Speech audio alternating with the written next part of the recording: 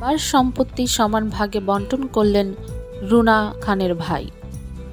দেশের প্রচলিত আইন অনুযায়ী বাবার সম্পত্তিতে ছেলে মেয়ের সমান ভাগ পায় না। এক্ষেত্রে কন্যা পুত্রের অর্ধেক ভাগ পায়। তবে গতানুগতিক নিয়মের পথে না হেঁটে দৃষ্টান্ত স্থাপন করলেন অভিনেত্রী রুনা খানের ভাই তুহিন।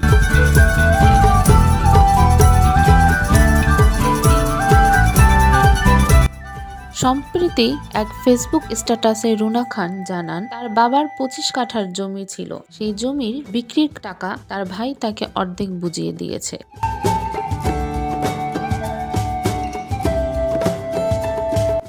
তার ভাইকে সবাই মানা করলেও তিনি তা শোনেননি। দেশের আইনের কথা স্মরণ করে দিলে তিনি বলেছেন, আমি দেশের নিয়ম মানি না। রুনা তার পোস্টে উল্লেখ করে বলেন, তুহিন বয়সে আমার 1.5 বছরের ছোট, কিন্তু পড়াশোনায় 5 বছর পেছনে।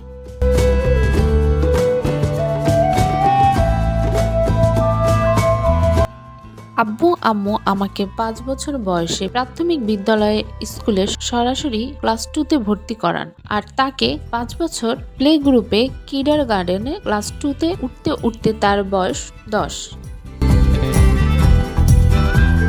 এরপর অভিনেত্রী লেখেন, তিনি যখন অনার্সে ভর্তি হন তখন তার ভাই 9ম শ্রেণীতে পড়েন। পারিবারিক বাস্তবতায় রুনাকে টিউশনি পড়িয়ে পড়াশোনা করতে হয়েছে।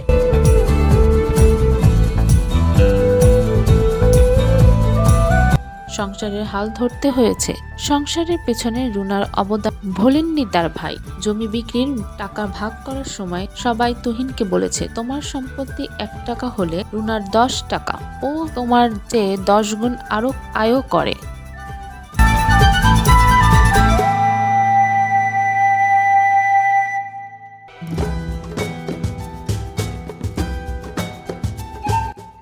জবাবে তুহিন বলেছে, রুনা আমার থেকে 10 গুণ বেশি আছে, তাই অর্ধেক দিলাম, নইলে ওকে পুরাটাই দিতাম। বাপের 25 কাঠা জমি থেকে 25 বছর আগেই বেচে খেতে হয়নি, কারণ রুনা।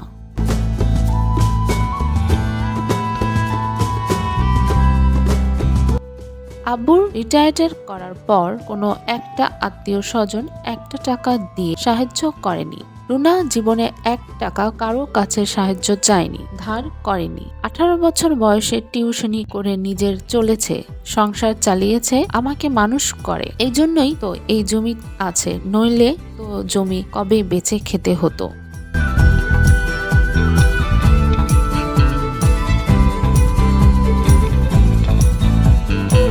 আব্বুর জমির পুরোটা ওর ভাগ, ওর অনেক আছে, তাই ওর ভাগ থেকে অর্ধেক আমি নিলাম। রুনা সর্বশেষ লেখেন, আমি যা করেছি তা এই দেশের বহু মেয়ে হয়তো পরিবারের ভাইয়ের জন্য করে, তবে আমার ভাই যা করলো গত সপ্তাহে তা এই দেশের কয়জন ভাই বাপের সম্পত্তি ভাগের ক্ষেত্রে বোনের সাথে করে তা ঠিক জানি না।